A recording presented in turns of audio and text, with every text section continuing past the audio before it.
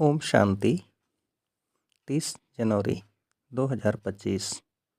आज की मुरली। मीठे बच्चे, इस पुरानी दुनिया में कोई भी सार नहीं है, इसलिए तुम्हें इससे दिल नहीं लगानी है। बाप की याद टूटी तो सज़ा खानी पड़ेगी। प्रश्न: बाप का मुख्य डायरेक्शन क्या है? उसका उल्लंघन क्यों होता है?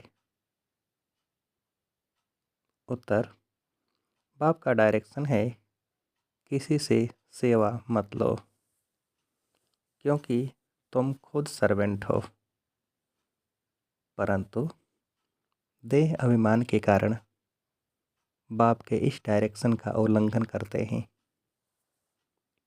बाबा कहते, तुम यहाँ सुख लेंगे तो वहाँ का सुख कम हो जाएगा।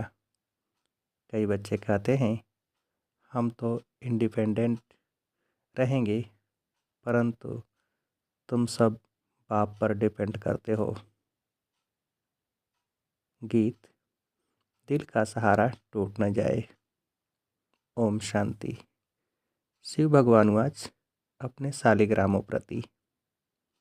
शिव और शालिग्राम को तो सब मनुष्य जानते हैं, दोनों निराकार हैं। अब श्री कृष्ण भगवान आज कह नहीं सकते भगवान एक ही होता है, तो शिव भगवान आज किसके प्रति? रूहानी बच्चों प्रति। बाबा ने समझाया है, बच्चों का अब कनेक्शन है ही बाप से, क्योंकि पतित पावन ज्ञान का सागर स्वर्ग का वर्षा देने वाला तो शिव बाबा ही ठहरा। याद भी उनको करना है। ब्रह्मा है उनका भाग्यशाली रथ द्वारा ही बाप वर्षा देते हैं। वर्षा ब्रह्मा वर्षा देने वाला नहीं है, वह तो लेने वाला है। तो बच्चों को अपने को आत्मा समझ बाप को याद करना है। मिसला समझो, रथ को कोई तकलीफ़ होती है, वह कारणे अकारणे बच्चों को मुरली नहीं मिलती है, तो बच्चों का सारा अटेंशन जाता है शिव बाबा तरफ। वह तो कभी बीमार पड़ नहीं सकते। बच्चों को इतना ज्ञान मिला है, वह भी समझा सकते हैं। प्रदर्शनी में बच्चे कितना समझाते हैं, ज्ञान तो बच्चों में है ना। हर एक की बुद्धि में चित्रों का ज्ञान भरा हुआ है। बच्चों को कोई अटक नहीं रह सकती। समझो, पोस्ट का आना जाना बंद हो जाता है, स्ट्राइक हो जाती है, फिर क्या करेंगे? ज्ञान तो बच्चों में है। समझाना है सतयुग था, अब कलयुग पुरानी दुनिया है। गीत में भी कहते हैं, पुरानी दुनिया में कोई सार नहीं है, इनसे दिल नहीं लगानी है, नहीं तो सज़ा मिल जाएगी। बाप की याद से सजाएं कटती जाएंगी। ऐसा न हो बाप की याद टूट जाए, फिर सज़ा खानी पड़े और पुरानी दुनिया में चले जाएं। ऐसे तो ढेर गए हैं जिनको बाप याद भी नहीं है। पुरानी दुनिया से दिल लग गई, ज़माना बहुत ख़राब है। कोई से दिल लगाई तो सज़ा बहुत मिलेगी। बच्चों को ज्ञान सुनना है, भक्ति मार्ग के गीत भी नहीं सुनने हैं। अभी तुम हो संगम पर, ज्ञान सागर बाप द्वारा तुमको संगम पर ही ज्ञान मिलता है। दुनिया में यह किसको पता नहीं है कि ज्ञान सागर एक ही है। वह जब ज्ञान देते हैं तब मनुष्यों की सद्गति होती है। सद्गति दाता एक ही है, फिर उनकी मत पर चलना है।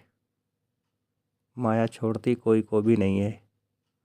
देह अभिमान के बाद ही कोई न कोई भूल होती है। कोई सेमी काम बस हो जाते हैं, कोई क्रोध बस। मनसा में तूफान बहुत आते हैं। प्यार करें, ये करें, कोई के शरीर से दिल नहीं लगानी है। बाप कहते हैं अपने को आत्मा समझो तो शरीर का भान न रहे, नहीं तो बाप की आज्ञा का उल्लंघन हो जाता है। देह अहंकार से नुकसान बहुत होता है, इसलिए देह सहित सब कुछ भूल जाना है। सिर्फ बाप को और घर को याद करना है। आत्माओं को बाप समझाते हैं, शरीर से काम करते मुझे याद करो तो विक्रम भस्म हो जाएंगे। रास्ता तो बहुत सहज है, यह भी समझते हैं तुमसे भूलें होती रहती हैं, परंतु ऐसा न हो भूलों में फंसते ही जाओ। एक बारी भूल हुई फिर वह भूल नहीं करनी चाहिए। अपना कान पकड़ना चाहिए, फिर यह भूल नहीं होगी। पुरुषार्थ करना चाहिए। अगर घड़ी घड़ी भूल होती है तो समझना चाहिए हमारा बहुत नुकसान होगा। भूल करते करते तो दुर्गति को पाया है ना। कितनी बड़ी सीढ़ी उतर कर क्या बने हैं। आगे तो यह ज्ञान नहीं था, अभी नंबरवार पुरुषार्थ अनुसार ज्ञान में सब प्रवीण हो गए हैं। जितना हो सके अंतर्मुखी भी रहना है, मुख से कुछ कहना नहीं है। जो ज्ञान में प्रवीण बच्चे हैं वह कभी पुरानी दुनिया से दिल नहीं लगाएंगे। उनकी बुद्धि में रहेगा हम तो रावण राज्य का विनाश करना चाहते हैं। यह शरीर भी पुराना रावण संप्रदाय का है, तो हम रावण संप्रदाय को क्यों याद करें। एक राम को याद करें, सच्चे पिता व्रता बने ना। बाप कहते हैं मुझे याद करते रहो तो तुम्हारे विक्रम विनाश हो जाएंगे। पिता व्रता अथवा भगवान व्रता बनना चाहिए। भक्त भगवान को ही याद करते हैं कि हे भगवान आकर हमें सुख शांति का वर्षा दो। भक्ति मार्ग में तो कुर्बान जाते हैं, बलि चढ़ते हैं। यहाँ बलि चढ़ने की तो बात है नहीं। हम तो जीते जी मरते हैं, गोया बलि चढ़ते हैं। यह है जीते जी बाप का बनना, क्योंकि उनसे वर्षा लेना है, उनकी मत पर चलना है। जीते जी बलि चढ़ना, वारी जाना वास्तव में अभी की बात है। भक्ति मार्ग में वह फिर कितना जीव घात आदि करते हैं। यहाँ जीव घात की बात नहीं। बाप कहते हैं अपने को आत्मा समझो, बाप से योग लगाओ, दे अभिमान में नहीं आओ। उठते बैठते बाप को याद करने का पुरुषार्थ करना है। 100% पास तो कोई हुआ नहीं है, नीचे ऊपर होते रहते हैं। भूलें होती हैं, उस पर सावधानी नहीं मिलेगी तो भूलें छोड़ेंगे कैसे। माया किसको भी छोड़ती नहीं है। कहते हैं बाबा हम माया से हार जाते हैं, पुरुषार्थ करते भी हैं, फिर पता नहीं क्या होता है। हमसे इतनी कड़ी भूलें पता नहीं कैसे हो जाती हैं। समझते भी हैं ब्राह्मण कुल में इससे हमारा नाम बदनाम होता है, फिर भी माया का ऐसा वार होता है जो समझ में नहीं आता। देह अभिमान में आने से जैसे बेसमझ बन जाते हैं। बेसमझी के काम होते हैं तो ग्लानि भी होगी, वर्षा भी कम हो जाता। ऐसे बहुत भूलें करते हैं। माया ऐसा ज़ोर से थप्पड़ लगा देती है जो खुद तो हार खाते हैं और फिर गुस्से में आकर किसको थप्पड़ व जूता आदि मारने लग पड़ते हैं। फिर पश्चाताप भी करते हैं। बाबा कहते हैं कि अब तो बहुत मेहनत करनी पड़े, अपना भी नुकसान किया तो दूसरे का भी नुकसान किया, कितना घाटा हो गया। राहु का ग्रहण बैठ गया। अब बाप कहते हैं दे दान तो छोटे ग्रहण। राहु का ग्रहण बैठता है तो फिर वह टाइम लेता है, सीढ़ी चढ़कर फिर उतरना मुश्किल होता है। मनुष्य को शराब की आदत पड़ती है तो फिर वह छोड़ने में कितनी मुश्किलात होती है। सबसे बड़ी भूल है काला मुँह करना। घड़ी घड़ी शरीर याद आता है, फिर बच्चे आदि होते हैं तो उनकी ही याद बनी रहती है। वो फिर दूसरों को ज्ञान क्या देंगे, उनका कोई सुनेंगे भी नहीं। हम तो अभी सबको भूलने की कोशिश कर एक को याद करते हैं।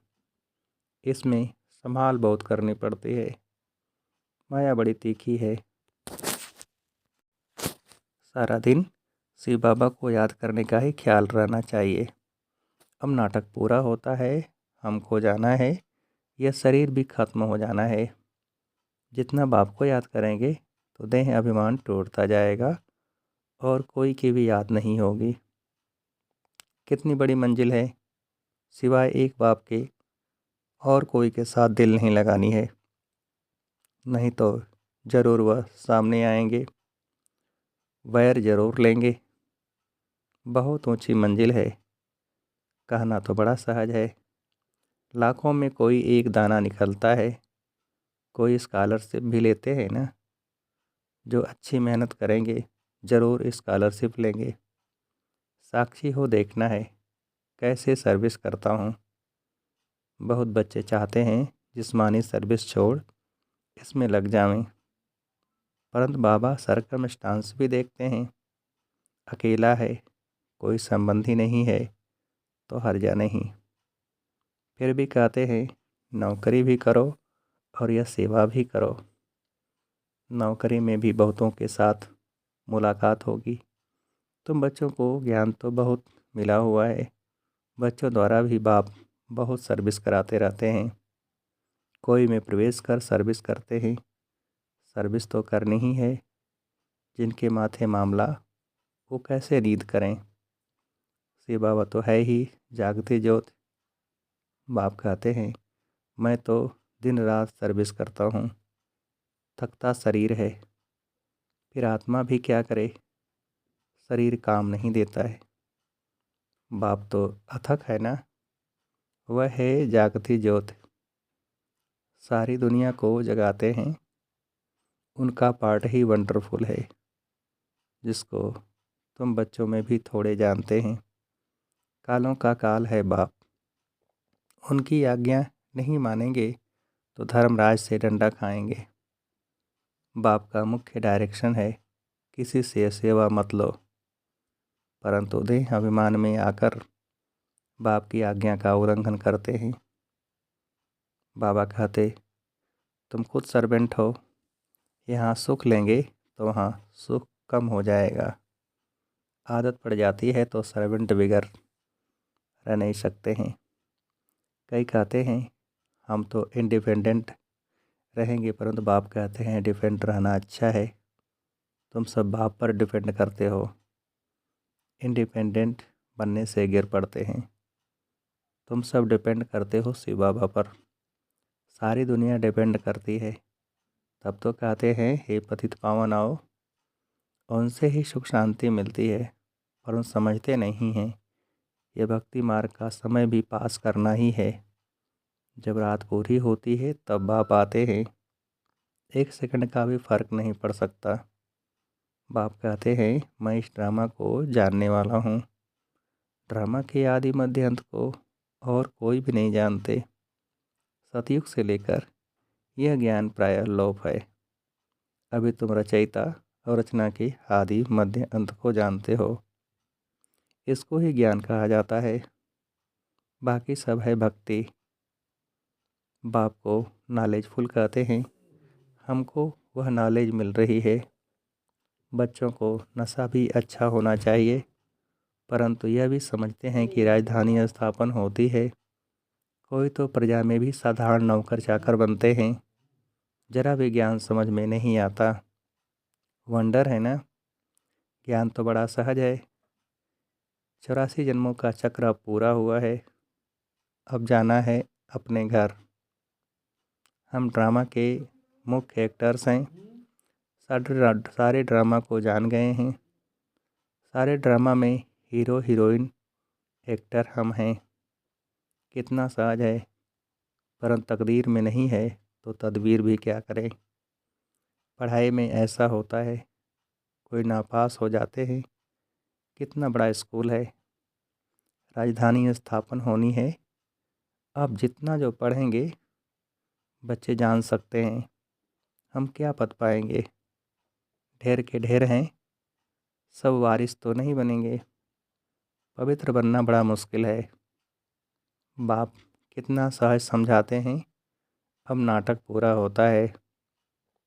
बाप की याद से सतो प्रधान दुनिया का मालिक बनना है।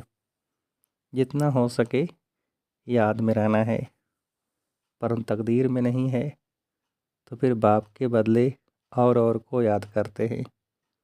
दिल लगाने से फिर रोना भी बहुत पड़ता है। बाप कहते हैं इस पुरानी दुनिया से दिल नहीं लगानी है, यह तो ख़त्म होनी है। यह और कोई को पता नहीं है। वह तो समझते हैं कलयुग अभी बहुत समय चलना है। घोर नींद में सोए पड़े हैं।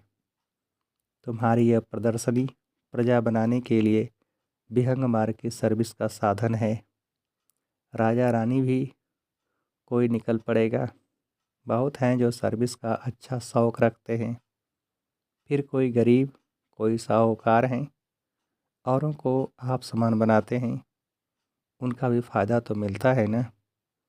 अंधों की लाठी बनना है, सिर्फ यह बतलाना है कि बाप और वर्षे को याद करो। विनाश सामने खड़ा है। जब विनाश का समय नज़दीक देखेंगे तब तुम्हारी बातों को सुनेंगे। तुम्हारी सर्विस भी वृद्धि को पाती जाएगी। समझेंगे बरोबर ठीक है। तुम रणियाँ तो मारते रहते हो कि विनाश होना है।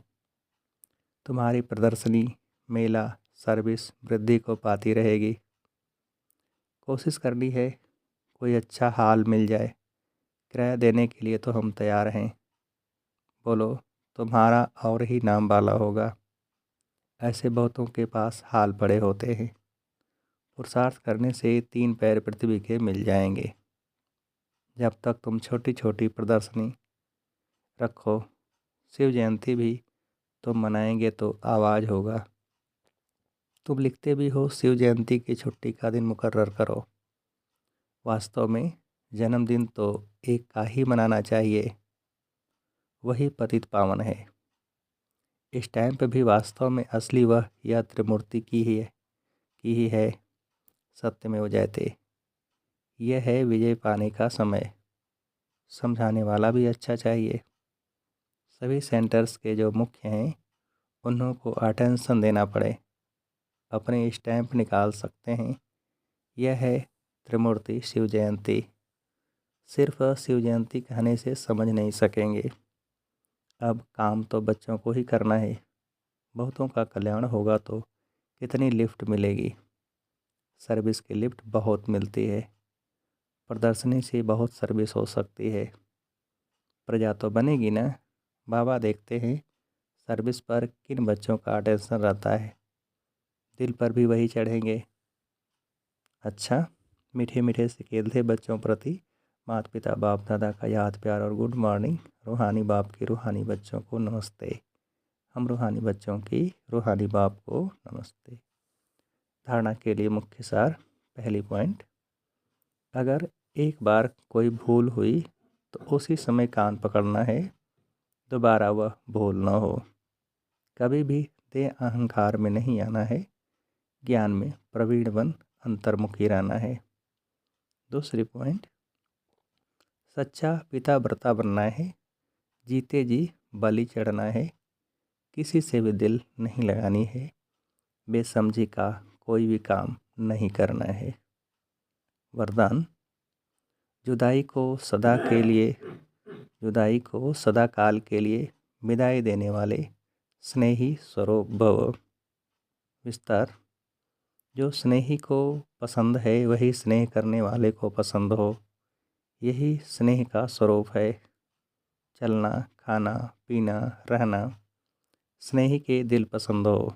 इसलिए जो भी संकल्प व कर्म करो, पहले सोचो कि यह स्नेही बाप के दिल पसंद है। ऐसे सच्चे स्नेही बनो तो निरंतर योगी, सहज योगी बन जाएंगे।